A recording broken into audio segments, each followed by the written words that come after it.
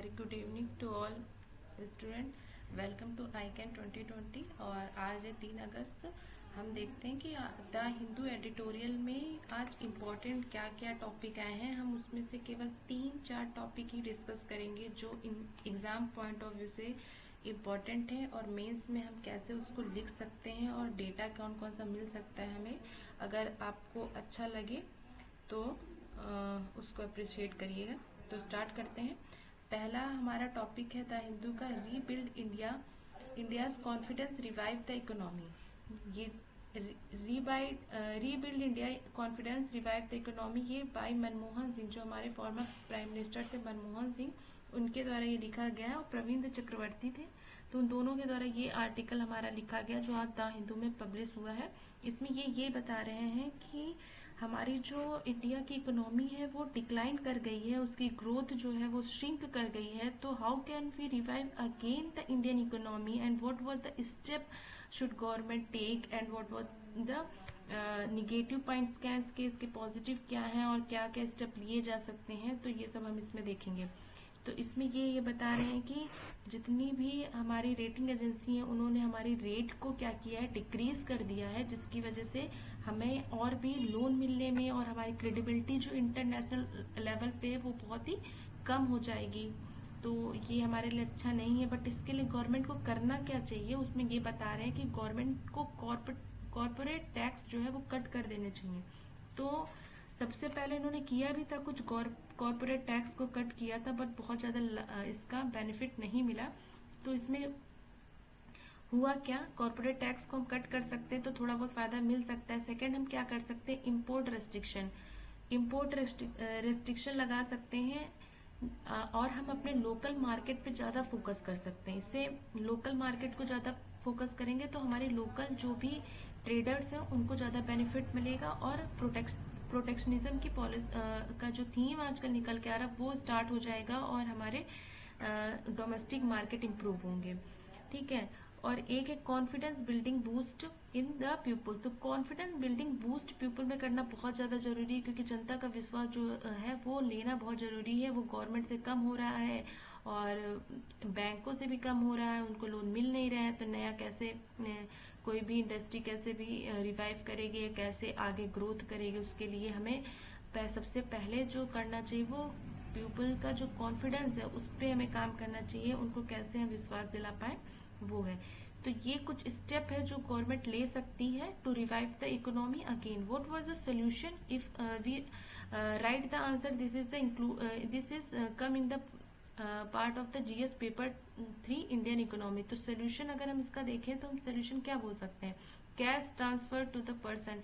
India is the only country in the lockdown period which are not give the direct cash to the person account। और सारी जितनी भी world की country सबने directly cash को form किया है, तो हम भी कर सकते हैं cash transfer to the person.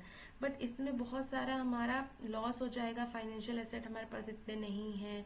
और अगर माल गवर्नमेंट ने दे भी दिए तो वर्कर को अगर उनके अकाउंट में ही पैसे मिल जाते हैं तो वो इंडस्ट्री जाके ही क्यों काम करेंगे। तो लेबर शॉर्टेज हो जाएगी, इसका थोड़ा सा इसमें डर है। बट ये स्टेप बाकी देशों ने लिए हैं। Second, look at the financial system. हमें अपने फाइनेंशियल सिस्टम की तरफ देखना चाहिए। जो भी हमारे बैंक है, अगर उनको कैपिटल चाहिए तो कैपिटलिज्म की पॉलिसी अपना सकते हैं। और सस्ते लोन वो कैसे देंगे, कैसे micro small medium enterprises again revive करेंगे इकोनॉमी में, तो इसके लिए फाइनेंशियल सिस्टम को इम्प्रूव करेंगे। गवर्नमेंट नीड टू बोरो, ये भी है कि पैसा तो हमारे पास है नहीं तो पैसा आएगा कहाँ से। तो ये कह सकते हैं कि गवर्नमेंट क्या है, उसको बोरो कर लेना चाहिए। बोरो कहाँ से करेगी गवर्नमेंट, कहाँ से बोरो करती है, इंटरनेशनल ऑर्गेनाइजेशन से। तो ये भी एक सोल्यूशन हो सकता है कि इंटरनेशनल ऑर्गेनाइजेशन से बोरो करे।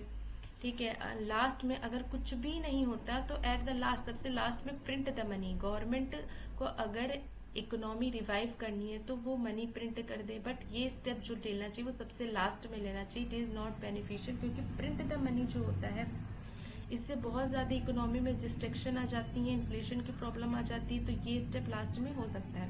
कंक्लूजन में क्या कहेंगे हम, इंस्टीट्यूशन ऑटोनॉमी, इंस्टीट्यूशन को ऑटोनॉमी देना चाहिए। बैंक कैपिटलाइजेशन को बिल्ड करना चाहिए।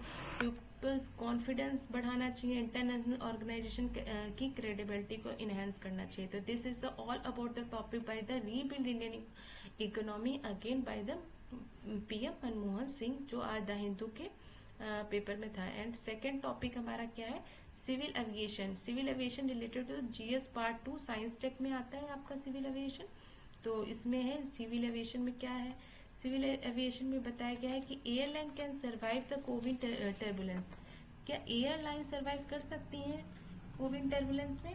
In this time decrease the travel. अभी क्या हो रहा है, कोविड-19 के सर्कमस्टांसेस में बहुत ज़्यादा ट्रैवल जो है वो कम हो गया है, और अगर अब होगा भी तो सेफ्टी नॉर्म्स को ज़्यादा देखने पड़ेंगे, हेल्थ पे ज़्यादा फोकस करना पड़ेगा, इसके लिए टाइम ज़्यादा लगेगा। हम एयरपोर्ट पे और पहले जाएंगे, तो पहले जितनी एयरलाइन फ्लाई करती थी उससे भी अब कम करेंगी, क्योंकि हमारा टाइम तो सारा हेल्थ सिक्योरिटी पे चला जाएगा।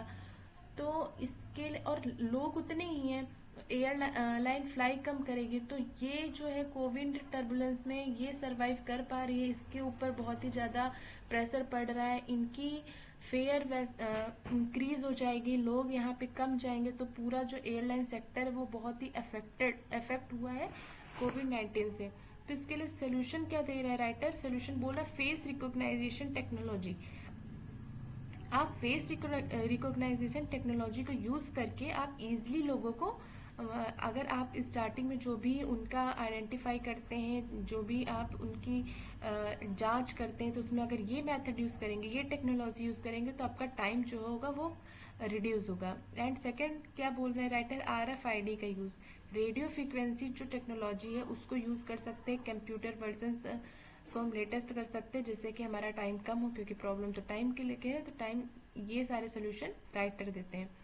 मेकिंग मोर कंफर्टेबल ट्रैवल, ठीक है, तो कंफर्टेबल ट्रैवल को बनाने के लिए हम और भी बहुत सारी चीज़ें कर सकते हैं। जीरो बेस्ड बजटिंग अप्रोच, ये जो है ये अप्रोच अपना सकते हैं। जीरो बेस्ड बजटिंग अप्रोच को समझना होगा कि जीरो बेस्ड बजटिंग अप्रोच क्या होती है। देखो, बजट टॉपिक से लिया गया है ये बजटिंग अप्रोच, वहीं से हम समझते हैं। इसके ट्रेडिशनल अप्रोच क्या होते हैं? बजटिंग में हम ये होता है कि पिछले साल कितना खर्च किया है, जो सपोज कि हमने पिछले साल 1 करोड़ खर्च किए हैं, ठीक है, तो नेक्स्ट ईयर हमको कितना खर्चा करना पड़ेगा, नए सर्कमस्टांसेस की तरफ से हमने उसको ऐड कर लिया, नई सिचुएशन ऐड कर ली, नेक्स्ट ईयर हमें और भी ज़्यादा चीज़ें देखनी पड़ेंगी। तो लास्ट ईयर 1 करोड़ था, अभी सर्कमस्टांसेस नए हैं, तो 1,20,00,000 हो सकता है हम नेक्स्ट में करें। तो पिछले ईयर का देख करके जो हम खर्चा करते हैं, जिस बेस पे हम बजट बनाते हैं, उसको बोलते हैं जीरो बेस बजटिंग, उसको कहते हैं budgeting approach. But zero base में क्या होता है कि हम पिछले साल का भूल जाते हैं, पिछले साल को हम देखते नहीं हैं, और जब भी शुरू करते हैं वो जीरो से शुरू करते हैं, हर साल जीरो से देखा जाता है, उसको बोलते हैं जीरो बेस्ड बजटिंग अप्रोच। तो सिविल एविएशन में ये सारे सोल्यूशन थे जो हम यूज कर सकते हैं to revive the again and boost the civil aviation airline sector. Okay, and ये हमारा जो थर्ड टॉपिक है ये पेपर 2 से है, नेशनल एजुकेशन पॉलिसी, जो हम डिटेल में डिस्कस कर चुके हैं। इसमें आज के आर्टिकल में ये आया है कि हमारा जो नई एजुकेशन पॉलिसी आई है उसमें अर्ली चाइल्डहुड एजुकेशन पे फोकस किया गया है, वो बहुत ही अच्छा स्टेप है। और इसमें बताया गया है कि अर्ली चाइल्डहुड केयर सेंटर जो केयर एजुकेशन जो है, ये पहले एजुकेशन पॉलिसी में नहीं थी, और अभी इसको इसमें डाला गया है ECCE, यानी कि अर्ली चाइल्डहुड केयर एजुकेशन। इसमें ये चाइल्डहुड एजुकेशन पे फोकस किया गया है। इसमें बताया गया 85% ब्रेन जो डेवलप होता है वो चाइल्डहुड एज 3 to 6 ईयर में ही डेवलप हो जाता है, तो इसलिए अर्ली चाइल्डहुड केयर बहुत ही ज़्यादा जरूरी है। इसके लिए राइटर क्या कहते हैं कि इसके लिए करना क्या चाहिए? इसके लिए सब कुछ तो आपका इंस्टीट्यूशन नहीं कर सकता, सब कुछ तो स्कूल नहीं कर सकता ना, तो इसके लिए राइटर कहते हैं parents the first and the natural tutor. Parents को बोल रहे हैं ये the first and the natural tutor, but parents कैसे करेंगे? उसके लिए इन्होंने उनको 3 अप्रोच में डिवाइड किया है। First was the aspiration, second was the information, and third was the motivation and measurement.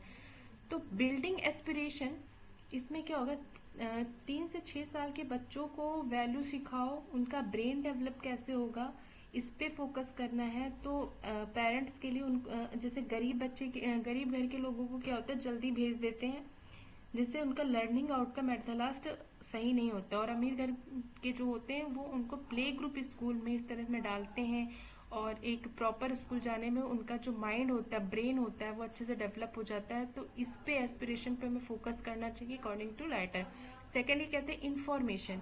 Information parents को तो पता होना चाहिए ना कि इन्फॉर्मेशन ही नहीं है उनको कि ऐसा कुछ भी है, तो इन्फॉर्मेशन प्रोवाइड कराओ। ये कैसे होगा? ये आपके आपके बच्चों के ही लर्निंग आउटकम का जो रिपोर्ट होता है वो पेरेंट्स को प्रोवाइड कराओ, उनको बताओ कि उनके बच्चे जो हैं वो इतना सीख पाए हैं, जिससे कि पेरेंट्स को पता चलेगा। और जितना भी न्यूज़ हो सकती है, मतलब इंफॉर्मेशन जहाँ जहाँ से गैदर कर सकते हैं for the public post, for the private post, तो इसको इन्फॉर्मेशन को हमें प्रोवाइड करानी चाहिए। जैसे एनजीओ प्रथम है जो रिपोर्ट निकालती है एजुकेशन पे, तो उसके डेटा को ले सकते हैं। एंड थर्ड है मोटिवेशन एंड मेजरमेंट। मोटिवेशन करो। मोटिवेशन कैसे करेंगे? उनको असेसमेंट दो। बच्चों के जो लर्निंग आउटकम में जो एसेस आता है, जो भी उनका निकल के आता है, उसके मेजरमेंट को पेरेंट्स को प्रोवाइड कराएंगे, तो उनको मोटिवेशन आएगा कि हमारा बच्चा अच्छा इतना कर पा रहा है, 70% कर पा रहा है, अच्छा नेक्स्ट में 80 करेगा, तो उनको मोटिवेशन होगा। तो ये 3 अप्रोच पर ध्यान देकर हम क्या कर सकते हैं, अर्ली चाइल्डहुड एजुकेशन जो है वो बच्चों का अच्छा कर सकते हैं, जिससे कि उनका ब्रेन डेवलप होगा और उन पे ज़्यादा जल्दी से वो सीख सकेंगे। तो ये 3 टॉपिक आज हमने डिस्कस कर लिए। फर्स्ट आपका था इंडियन इकोनॉमी को रिवाइव करने के लिए, सेकंड सिविल एविएशन के लिए, एंड थर्ड वन इधर नेशनल एजुकेशन पॉलिसी पे चाइल्डहुड एजुकेशन पे फोकस था। एंड प्लीज़ सब्सक्राइब, अगर आपने सब्सक्राइब नहीं किया तो अभी तक सब्सक्राइब कर लीजिए। और थैंक यू इतना सुनने के लिए। Thank you very much.